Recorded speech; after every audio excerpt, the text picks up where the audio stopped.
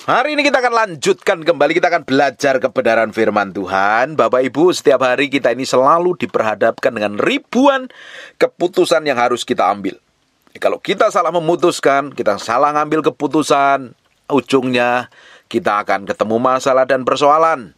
Makanya kita harus memiliki kepekaan yang tajam, bagaimana memilah, bagaimana mengambil keputusan dengan baik, bagaimana bertindak bijaksana.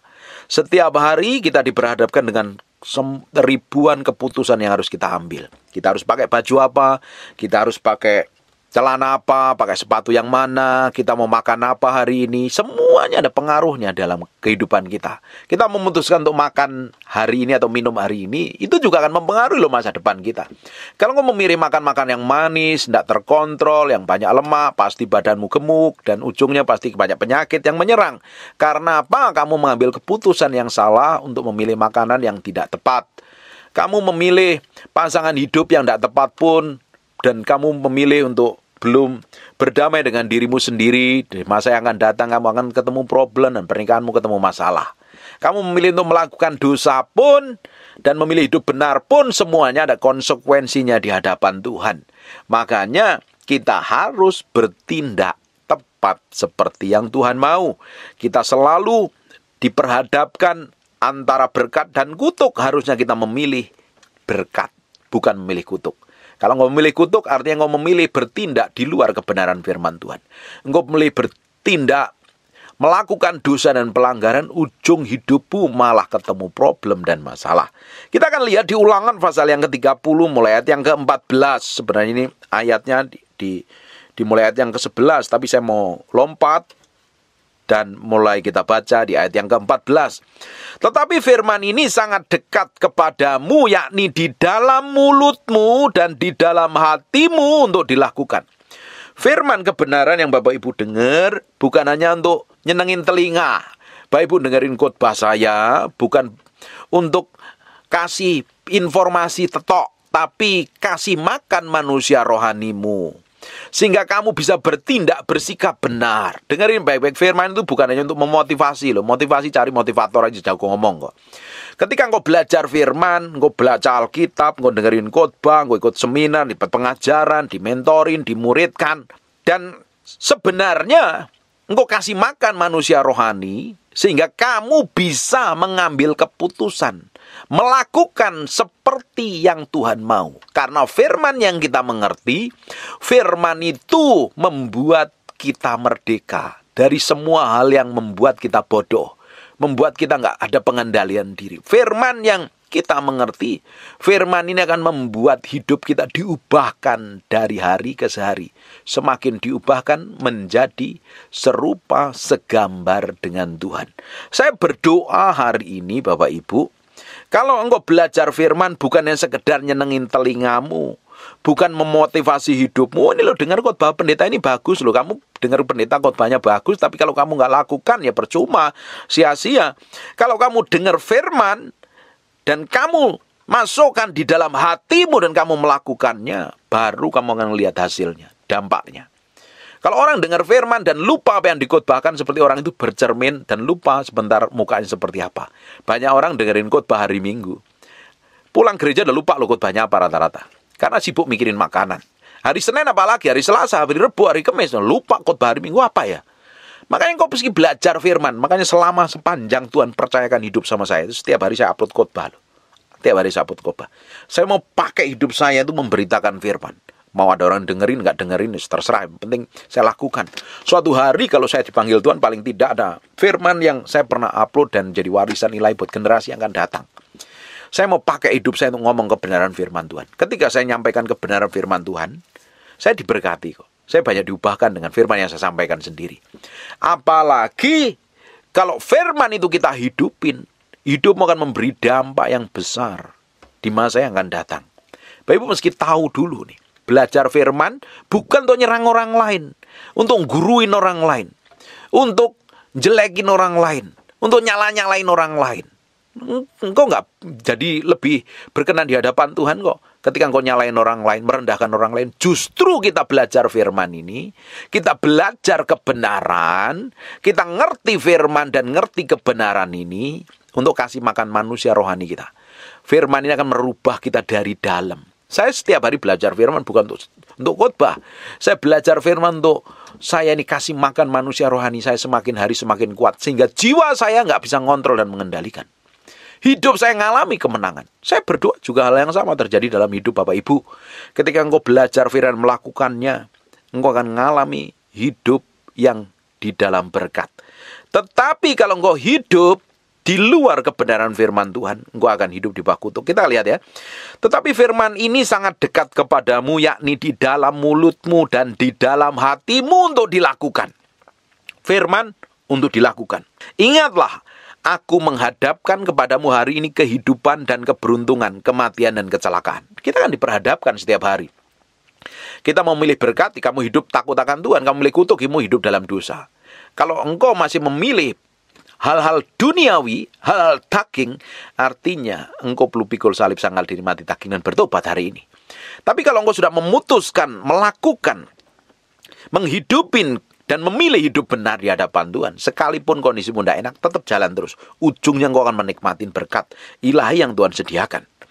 Di ayat yang ke-16, karena pada hari ini aku memerintahkan kepadamu untuk mengasihi Tuhan Allahmu dengan hidup menurut jalan yang ditunjukkannya dan berpegang pada perintahnya, ketetapan dan peraturannya, supaya engkau hidup dan bertambah banyak, diberkati oleh Tuhan di negeri kemana engkau masuk dan mendudukinya.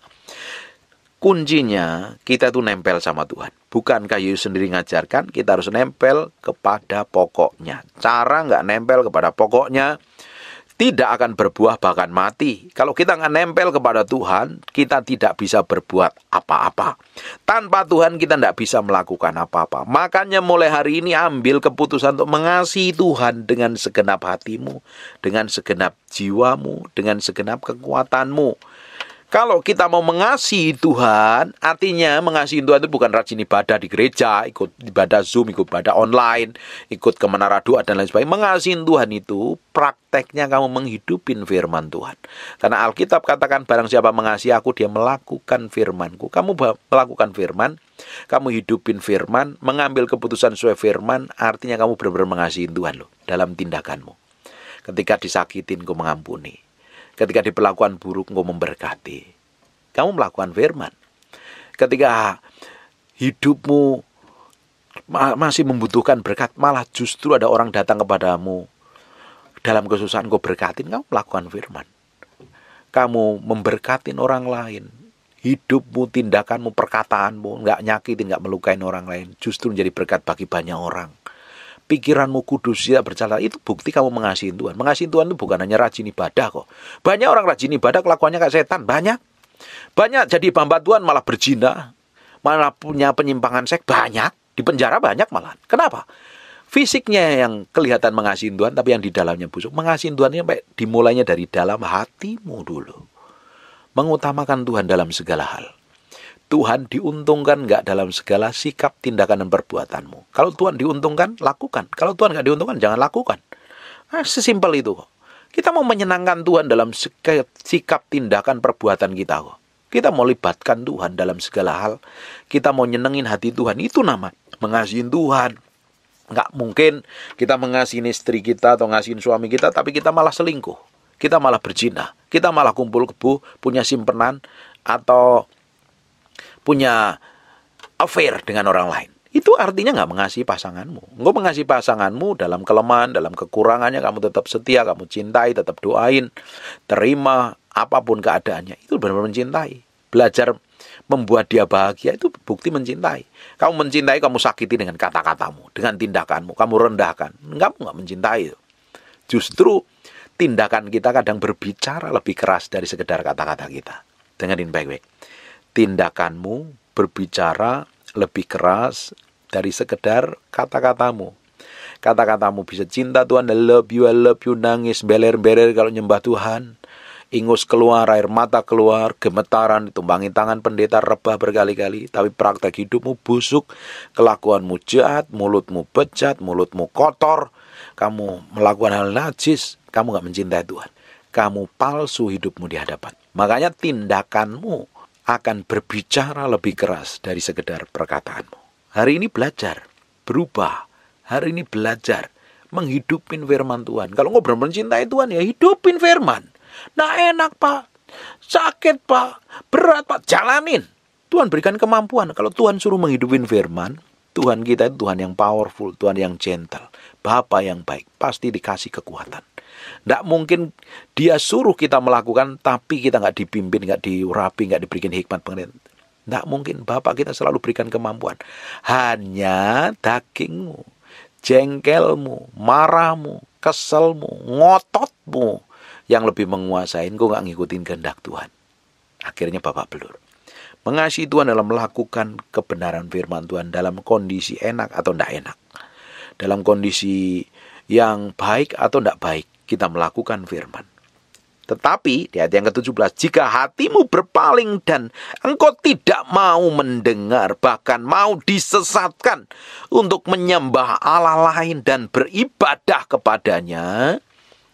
Ini yang menjadi Allah lain hari ini kan bukannya kita pergi ke Gunung Kawi, nyembah batu, nyembah patung, nyembah pohon. Tapi kalau kita menomorduakan Tuhan, kita sebenarnya sudah jadi penyembah berhala kok. Hari ini kalau engkau nggak peduli dengan Tuhan, kau lebih peduli dengan pekerjaanmu, bisnismu, usahamu, hobimu, barangmu, mobilmu, rumahmu, dan kamu nggak peduli dengan Tuhan, sebenarnya engkau sama dengan penyembah berhala. Tuhan bukan jadi yang utama. Tuhan harus jadi yang utama. Kalau Tuhan jadi yang nomor 2, artinya engkau sedang menyembah berhala. Hari ini belajar menaklukkan diri sepenuhnya di hadapan Tuhan. Belajar hidup berkenan di hadapan Tuhan. Kita akan lanjutkan lagi. Tetapi jika hatimu berpaling dan engkau tidak mau mendengar, bahkan engkau mau disesatkan untuk sujud menyembah kepada Allah lain dan beribadah kepadanya, maka aku memberitahukan kepadamu pada hari ini bahwa pastilah kamu akan binasa. Tidak akan lanjut umurmu di tanah kemana engkau pergi menyeberangi sungai Yordan mendudukinya. Akhirnya apa? Kita lihat ya, perhatikan. Ini bangsa Israel akhirnya memilih hidup di bawah kutuk. Apa yang terjadi? Benar, umurnya tidak panjang. Dia mati di padang gurun semuanya. Kecuali Kaleb dan Yosua dan generasi yang umurnya di bawah 20 tahun. Loh. Karena apa? Tidak mau jalan ngikutin dengar suara Tuhan.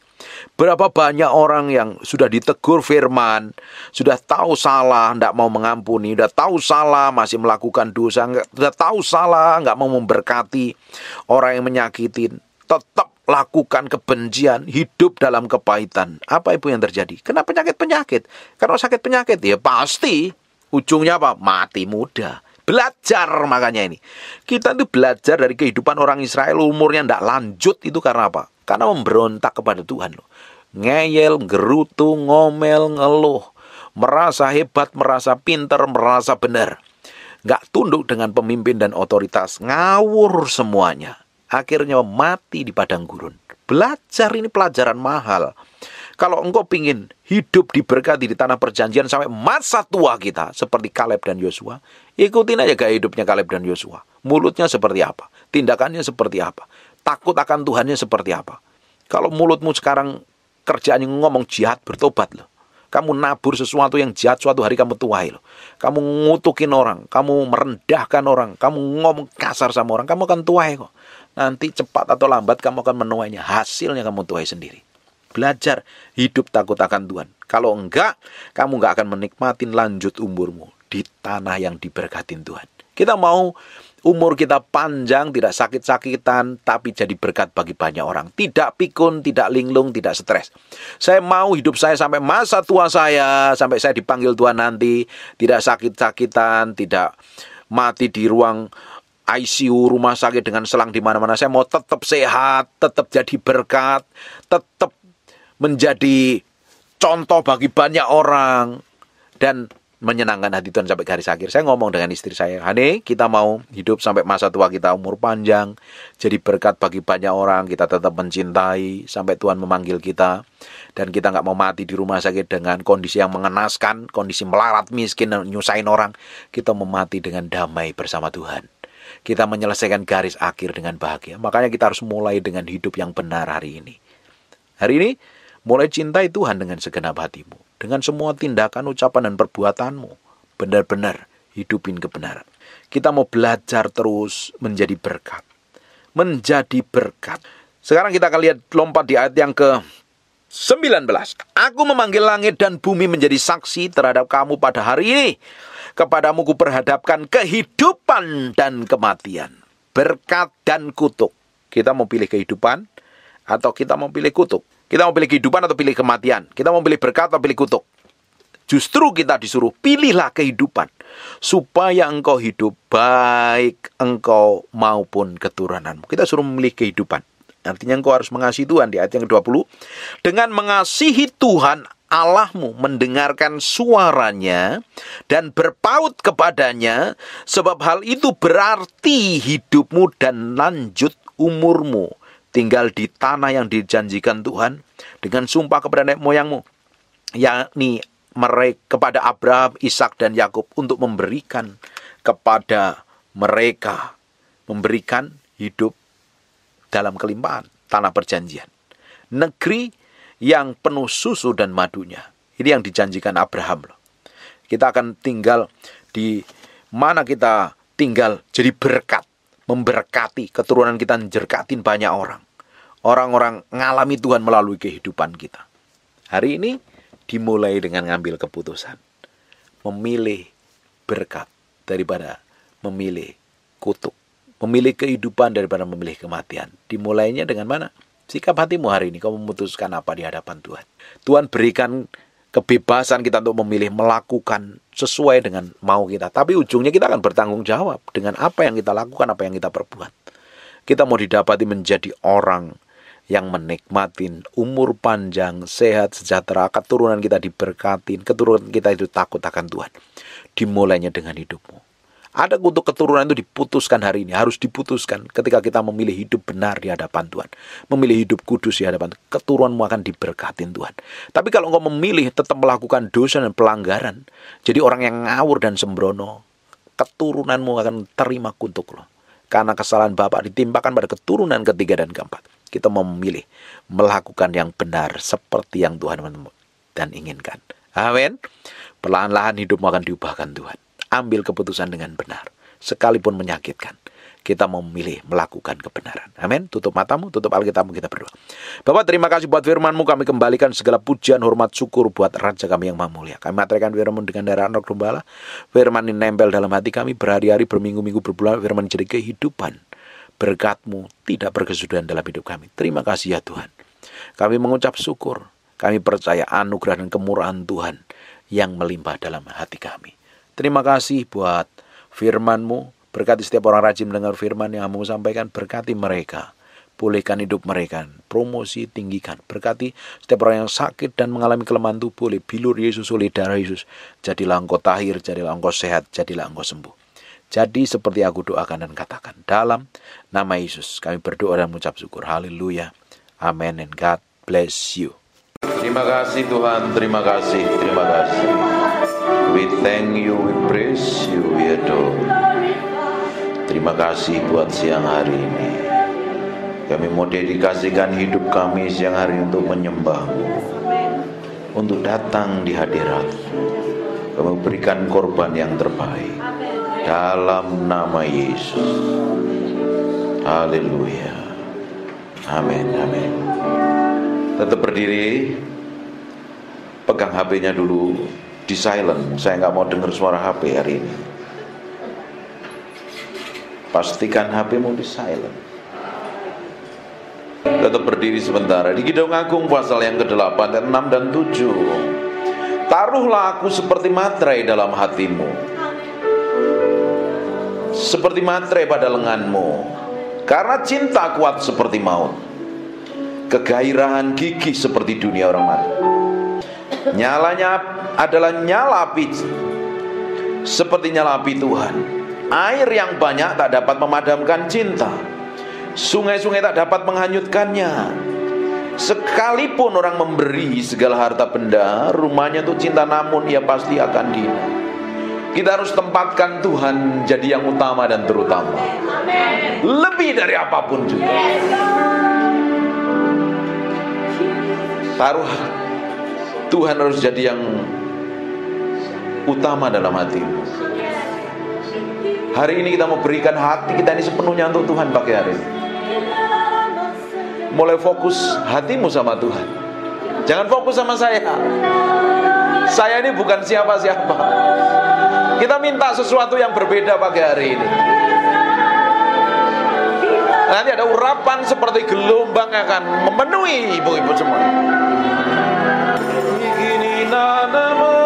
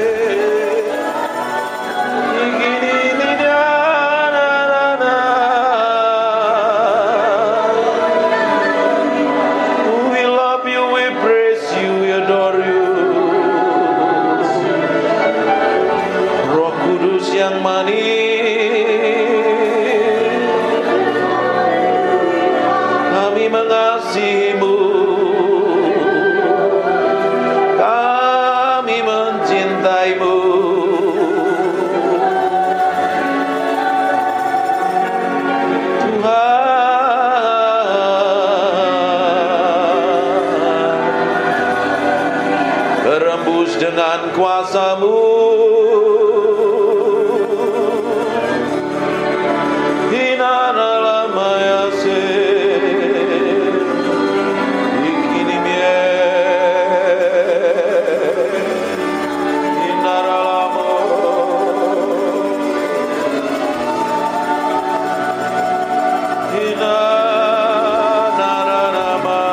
Buka tanganmu dua-dua.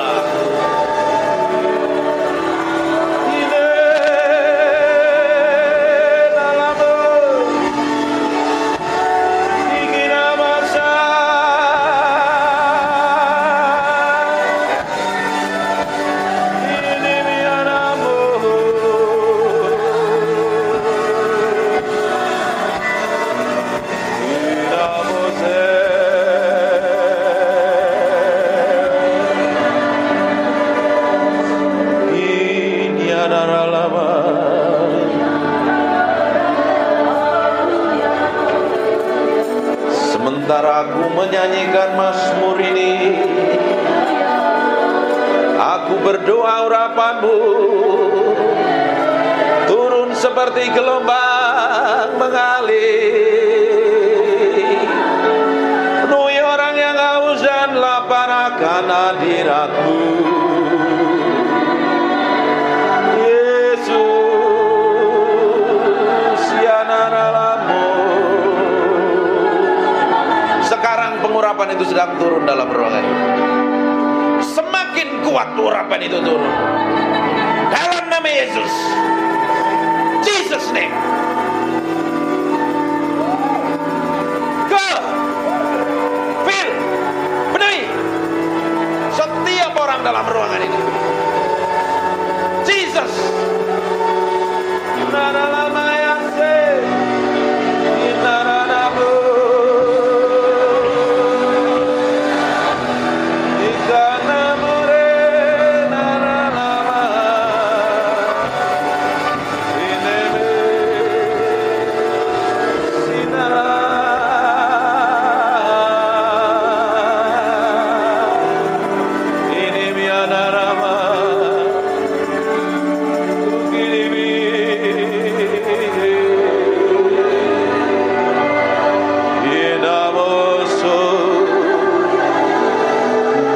Nikmati Tuhan, nikmati hadirat-Nya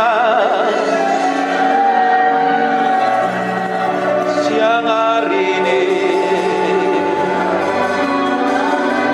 Nikmati hadirat-Nya,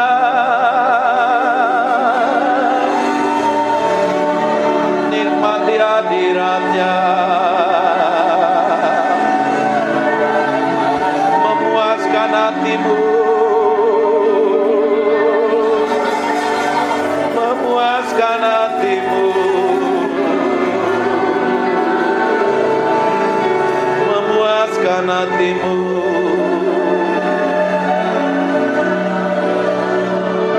Saya mau hitung 1 sampai 3. Siap-siap. Pada hitungan ketiga ada kuasa Allah turun dalam hidupmu.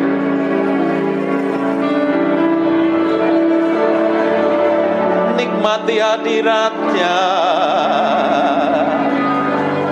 Siap-siap saja kuasanya turun menjamahmu. 1.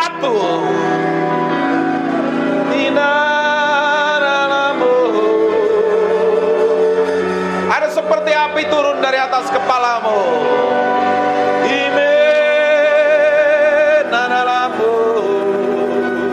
Dua.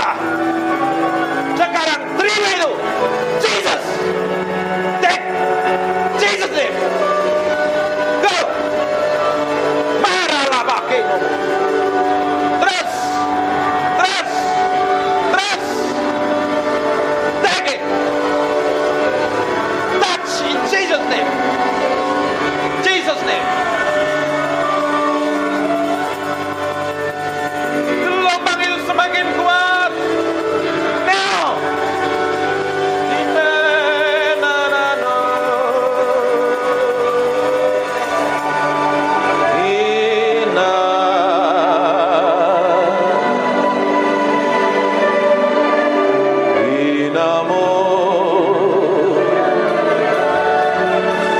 Kami mengasihi-Mu, kami mencintai-Mu. Dari hati kami mengalir penyembahan,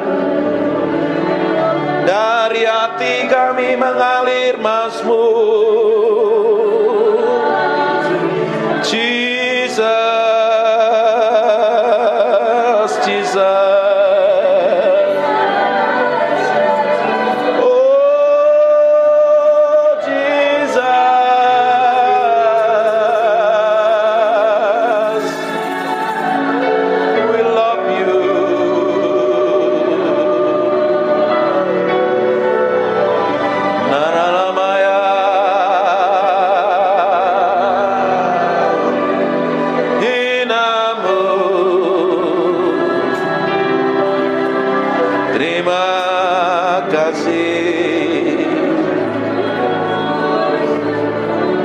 Kami minta roh hikmat wahyu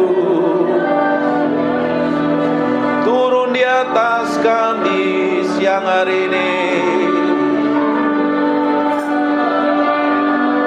ungkapkan kebenaran-Mu, singkapkan Tuhan.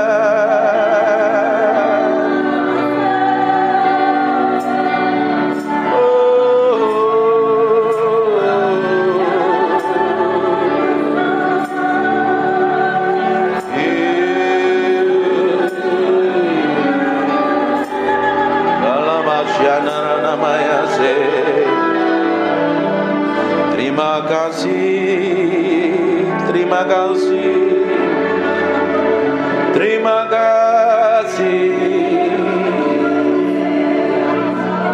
Jesus. We thank you, we praise you, we adore. Terima kasih. We thank you. Terima kasih Roh Kudus, Engkau baik, Engkau luar biasa, Engkau dahsyat. Permuliakan nama Yesus yang hari ini, buat firman-Nya begitu hidup, dan ubah kami dalam hadirat-Mu. Ubah kami dalam hadirat-Mu sendiri. Kami minta Engkau tetap tinggal di antara kami, dalam nama Yesus. Silahkan duduk. Menyembah Tuhan artinya memberi hidup sama Tuhan. Bukan mulutnya yang ngomong, tapi hatimu yang diberikan sama Tuhan. Ketika hatimu diberikan sama Tuhan, dan Tuhan dapatin kelakuan, sikap, dan tindakanmu serta perbuatanmu menyenangkan hatinya. Nah, ketika kau nyembah Tuhan, Tuhan hadir, Dia akan merubah hidupmu. Saya suka nyembah ini, kencengin. Saya ngomong sesuatu tapi kayaknya meski berubah. Banyak hal yang saya mau ajarkan, tapi Tuhan suruh ngomong yang lain. Penyembahan ternyata bukan hanya sekedar bicara tentang bahasa roh, bukan sekedar ngomong yang teriak-teriak kenceng-kenceng atau main musik jago, tapi beri yang di dalam hatimu untuk Tuhan, lebih dari apapun. Ternyata kalau kita beri hati kita sepenuhnya untuk Tuhan, kita nempelnya sama Tuhan. Waktu nyembah begini, Tuhan disenangkan dengan penyembahanmu dan nyanyianmu. Tanpa kita nggak sadarin, kadang Tuhan hadir dalam penyembahan kita. Kalau ketika Tuhan hadir dalam penyembahan kita, kuasanya begitu powerful dan dahsyat. Amin. Ini kan hadiratnya masih tebel kan ya? Iya. Iya. Nah, di belakang rasain hadirat Tuhan masih. Kayaknya Tuhan masih ingin disembah. Tutup matamu aja, kita nikmatin hadirat.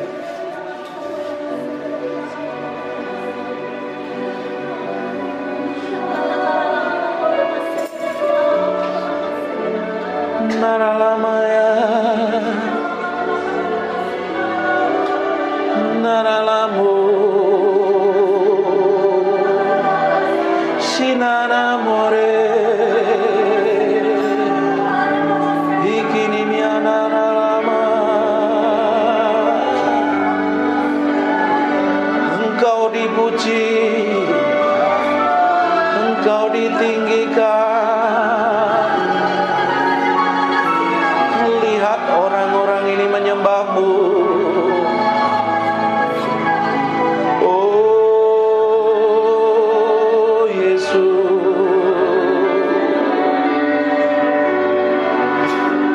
inana lama naramu, inamo senara lamandaraba. Mulai bangun keintimanmu dengan Tuhan. Ikiniana lamaya, Dia hadir dalam ruangan ini. We thank you.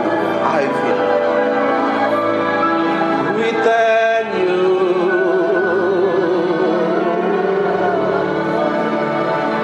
Ikinana ramo.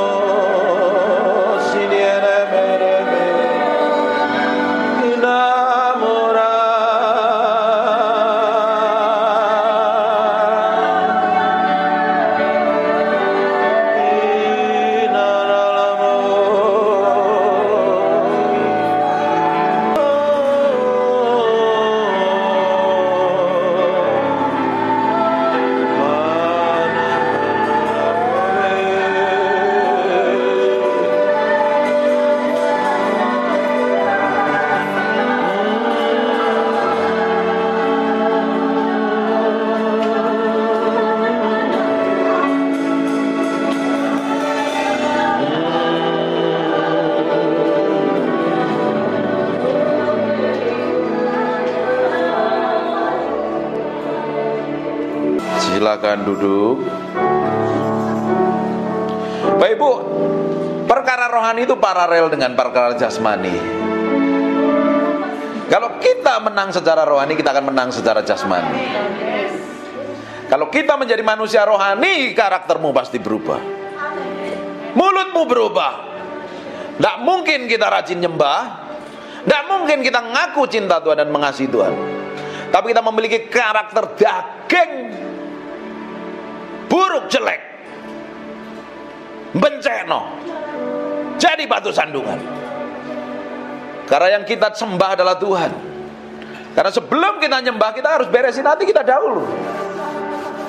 Ini harus jadi korban dulu. Sebelum pelayanan, hidupmu harus dipersembahkan di atas mezbah Tuhan. Sebelum jadi hamba Tuhan, meski mati daging, pikul salib, sangkal diri. Kalau enggak daging, nanti pelayanannya bisa khotbah, bisa nyanyi, bisa nyembah, bisa main musik, bisa jadi apapun juga.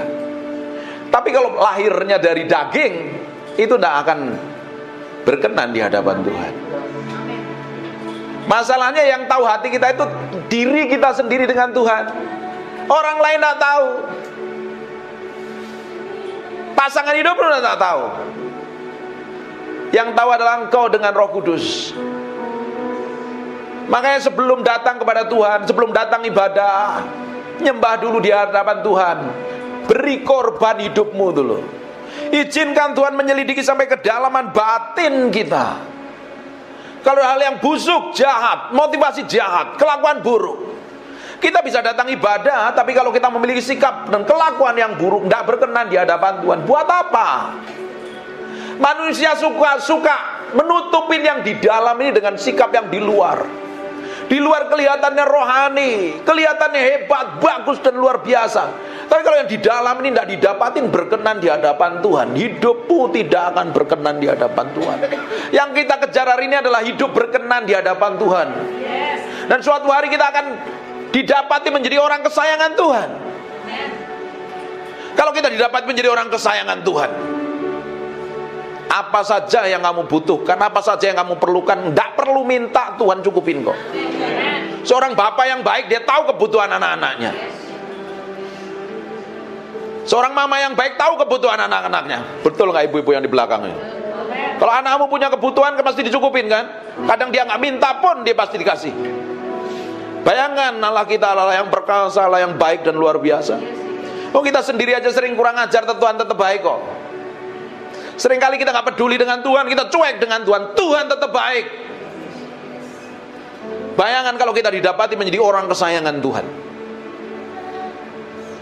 Hatimu diberikan sama Tuhan sampai kedalaman batinmu. Makanya setiap hari kita mesti ngomong, nih Tuhan, cek sampai kedalaman hatiku. Koreksi. Harus diizinkan Roh Kudus mengkoreksi sampai kedalaman batin ini loh. Karena orang Kristen tuh seringkali palsu. Tapi hari ini kita mau beri hati kita sepenuhnya untuk Tuhan. Tahu gak kita waktu kita beri hati kita sepenuhnya untuk Tuhan? Waktu kita nyembah, Tuhan hadir dalam penyembahan kita. Betul nggak? Roh Kudus adalah roh yang kudus, roh yang suci. Dia tidak bisa bersatu dengan pribadi yang kotor dan najis. Bagaimana kita ingin menghadirkan Tuhan dalam penyembahan kita, dalam pelayanan kita, sedang mulut kita jahat, hati kita busuk, motivasinya jahat, tidak berkenan di hadapan. Datang. Tapi kalau hati kita ini belajar, proses by proses nih, hari demi hari ini, setiap hari, ketika Bapak Ibu dengar khotbah seperti ini, kan mengkorek sampai kedalaman batinmu. Ini khotbah kan tidak enak, keras lagi. Tahu Peter Guntur pasti khotbahnya keras, nggak ngomong manis. Saya nggak mau kasih gula-gula, khotbah yang manis-manis, nanti Bapak Ibu semuanya kena diabetes rohani loh. Penyakitan secara rohani. Saya kasih stik dan daging supaya engkau bertumbuh kuat di dalam Kristus dan didapati menjadi orang-orang yang berkenan di hadapan Tuhan, nyenengin hati Tuhan. Bukan menang secara rohani saja, secara jasmani pun engkau punya jadi orang-orang yang skillful, berhasil di bidangmu. Jadi ibu rumah tangga yang berhasil, jadi businessman, businesswoman yang berhasil. Kerjain apa-apa berhasil. Karena kalau orang disertain Tuhan, apa saja yang dikerjakan tanganmu, Tuhan akan bikin berhasil. Nggak mungkin ikut Tuhan tuh nggak bikin berhasil. Ada yang salah kalau hidup kita nggak ngalami peningkatan. Masa dari tahun ke tahun tetap sama? Yang nggak berubah itu Yesus. Kita harus berubah dari kemuliaan kepada kemuliaan, dan kemuliaan semakin besar. Orang bisa melihat kemuliaan yang manifestasi melalui hidup kita. Amin. Tuhan mau seperti itu. Bukan duduk di gereja ditumpangi tangan pendeta, diuyak-uyak kepalamu, terus hidupmu ingin berubah sampai gigimu rontok semua, nggak akan berubah.